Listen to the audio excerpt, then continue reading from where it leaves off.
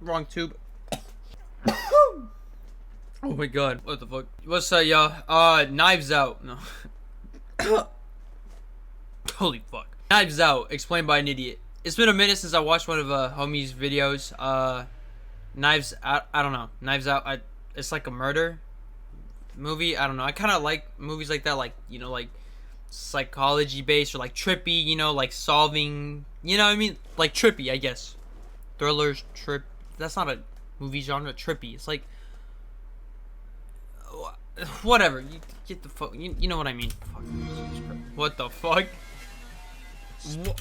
God damn it! I gotta read.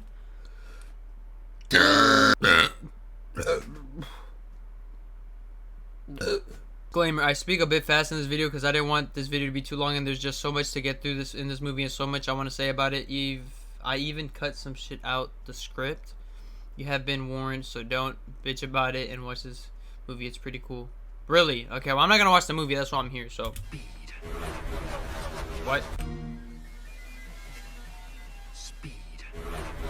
So stupid. Welcome to Knives Out. We start off with two slow-mo dogs, a big old house, a boomer mug, and a croissant. Lady goes up with the food looking for Mr. Throbdick. She can't find him, and just by the pan of this boomer mug and a croissant. Lady goes up with the food looking for Mr. Throbdick. She can't find him, and just by the pan of this shot, I got a feeling that this is a murder mystery movie. Hey!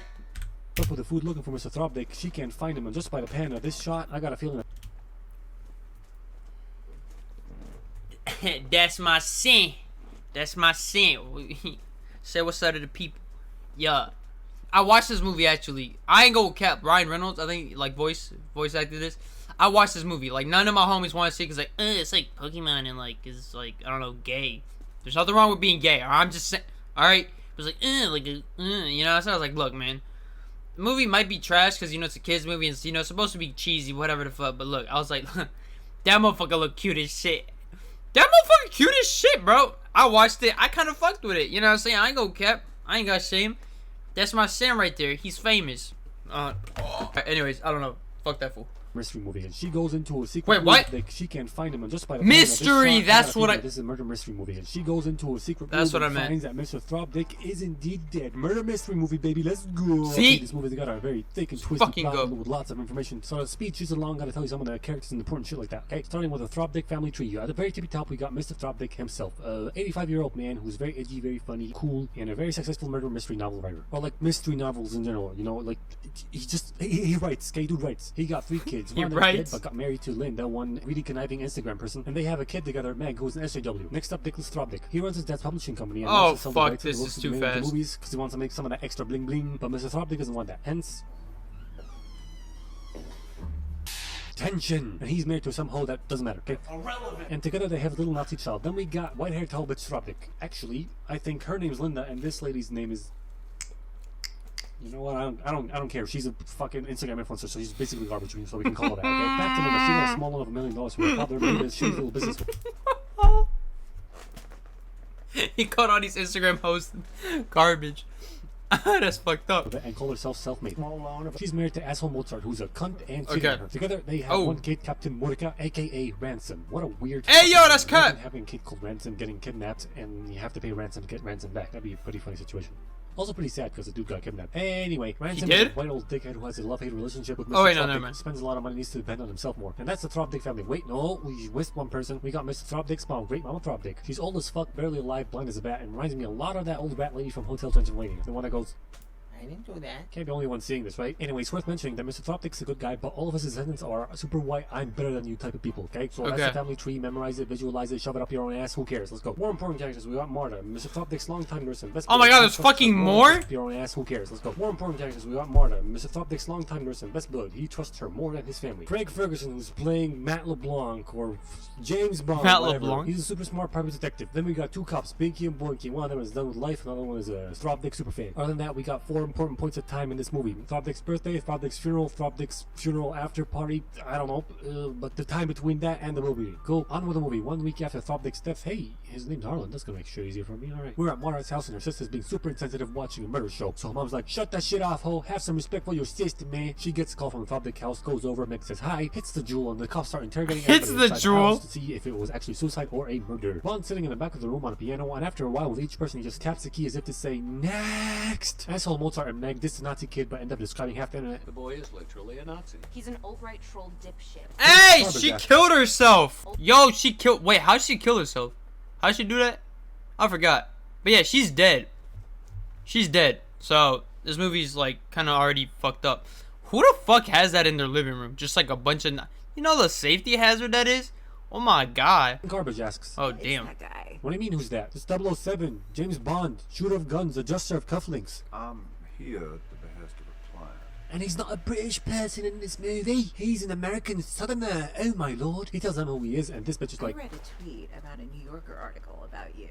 You're famous. please shut Shut the fuck up. They asked a up. bunch of questions Yeah, about the what night the before fuck? Harlan's death, which was his birthday, and they all lied through their teeth because Harlan found out about Mozart's affair and threatened to tell his daughter if he didn't tell him immediately, hence creating more tension. He also fired Dickens from his publishing company, Tension, and he cut off Garbage because he found out she was sucking the long dick off his bank account and siphoning 100k extra every year from him. Even more tension! But they all hate Rancid for being a douchebag, and so they agree on one thing, that he and Harlan had a big-ass fight in private and then he stormed off, which is... So the cops take a break from questioning. Asshole Mozart finds a letter that he was going to send to his daughter, which turns out to be empty. Then he throws Harlan's baseball out the window. What, you're just going to leave the letter like that? Are you sure it's empty? I would get rid of it and burn it if I were you. Also, what a weak-ass throw, you fucking pussy. You throw like a girl. You really have to line up for that. Doesn't matter. Cops and Bond take a walk around the house and find Mara. Bond asks her a few questions to confirm that they were all lying, because he knows that she was tight with Harlan, and that a fun little quirk of hers is that she can't lie because whenever she does, she throws up. So Bond explains the real story to the cops, and they're just like, okay, sure thing, dog, maybe you're right, but these aren't strong motives. This is weak sauce. Okay, I'm sorry. Who the fuck pukes as soon as they start lying? Like, what? Is that like a scared? Maybe if like if she was scared, you know? Because she's lying to the cops. But let's say she lied to like her mom. Like, yo, who the fuck ate that piece of pie? It's like...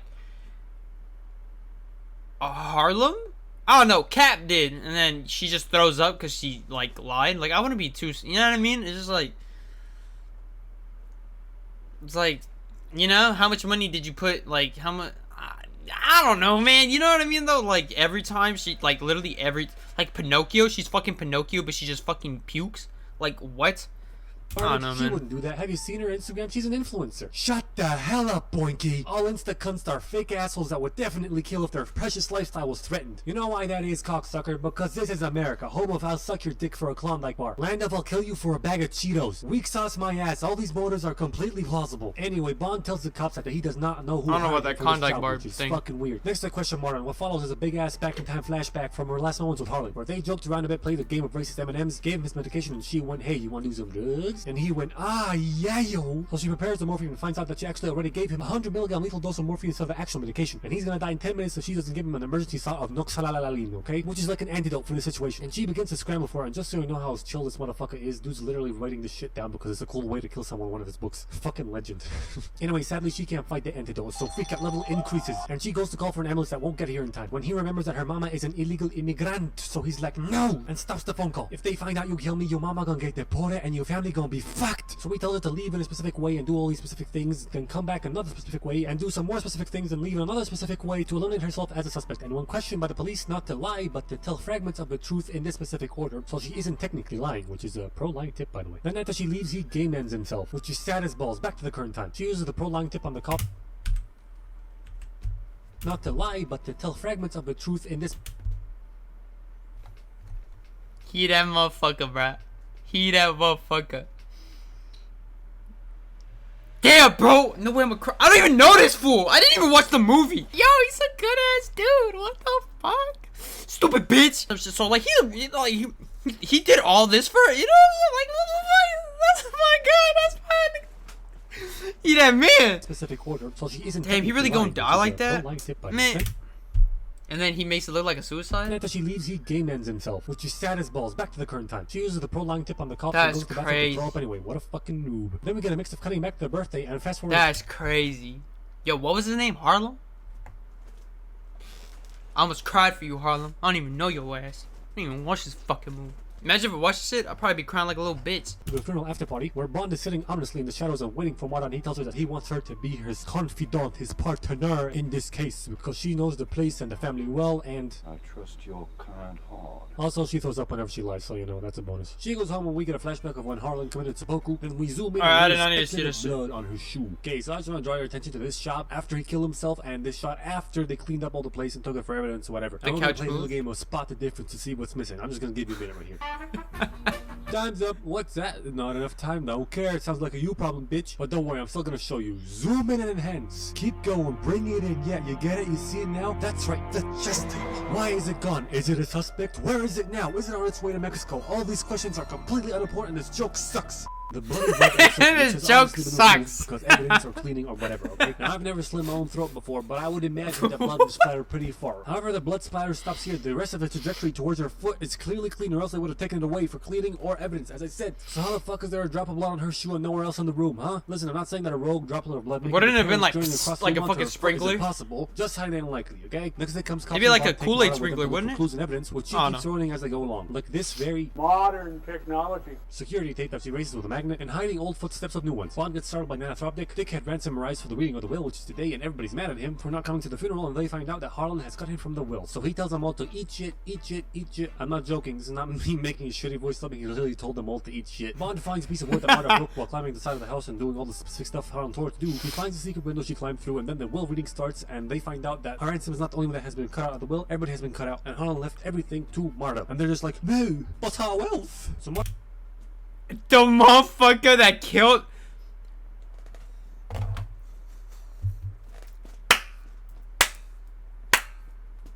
All of that motherfucker.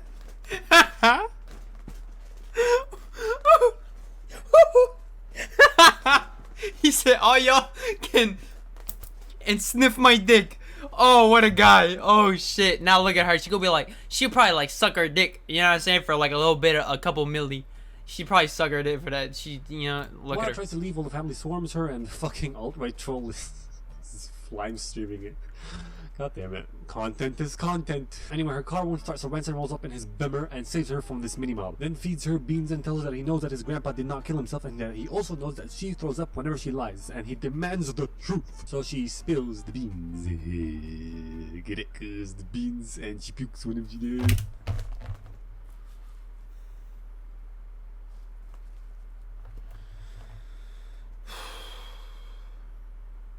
He really made that joke, huh? That's. No, honestly, At least he apologized. Holy shit. huge missed opportunity that Ransom didn't say that. It would have fit perfectly. Meanwhile, the Throbdick family Yeah, shut exhausts up. all possible ways to fix this inheritance problem. Finally learning this. See, you know, at least when he does some shit like that, like he acknowledge, you know what I mean? That's why I fuck with High Boy. Yeah, let's run it back because I'd be talking It would have too fit much. perfectly. Meanwhile, the Throbdick family exhausts all possible ways to fix this inheritance problem. Finally letting this weird dude go. Like, thank fuck, this family sucks. Then they force Meg to call Mara and give her a very shitty phone call. And Ransom goes, fuck my family, I'm gonna help you get away with this. And in exchange, you're gonna give you my cut of the wheel. Next day comes and the news got a hold of the story, so they show up to Mara's house. And to avoid him, she tries to slip out the back. But Nicholas is there and he threatens to expose her mom. She doesn't give back the inheritance. So she goes back inside, finds a blank envelope that has a paper inside that says, I know what you did, ho. So she goes over to Ransom, who tells her that this is a toxicology report. And she's like, How do you know all this stuff? question is, how do you not know this stuff? You're a fucking nurse. Whatever. He also tells her this means that someone's trying to blackmail her and they need to go to the toxicology report place to destroy the evidence. So they go to do that, but surprise! The place is burnt down and the cops are there with Bond. And he goes, do we know who did it? No, the camera's burnt down. Pinky, you're a pretty fucking stupid cop, because unless the surveillance room or whatever the hell these cameras say the recording is onto got fired Bukaki too, that doesn't mean that the recordings are destroyed just because the cameras are burnt down. Anyway, Mara gets an anonymous email with a meeting location and time of 10 a.m. when now it's 9:30 a.m. so she has to get there pronto. The cops see her, she slams the car into gear and drives off. The police go after her and we have this car chase on a road with 0 cars on it, and they're like, Are you flooring it? I am literally flooring it. the car won't go any faster because you put it in low. So no matter how hard you stomp on the car, won't you?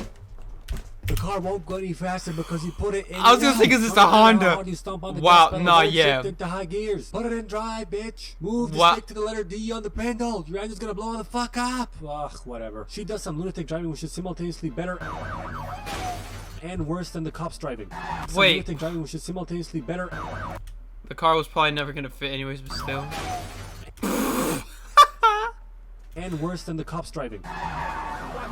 So they somehow have both super fast cat-like reflexes and the hand-eye coordination of a fucking ceiling fan. Cool. She drives down a couple of alleys and then stops to have a conversation with Ransom, thinking she has evaded the fuzz, but she didn't. Woman, this isn't Grand Theft Auto where you lose a 5-star wanted rating by crouching behind a dumpster for 30 seconds. Anyway, the cops get to them and Binky's like, that was the dumbest car chase of all time. my man, you see that dude that tried to lose the cops on a fucking scooter? What about the world's slowest car chase? Wasn't much dumber than this one. Doesn't matter. They arrest Ransom because Bond talked to Great Nana Topdick and she told him that she saw Ransom come back in the middle of the night when she actually saw Marta come back in the middle of the night. And Bond's like, he forced you to drive away once you saw me, right? Uh-huh. Yeah, totally.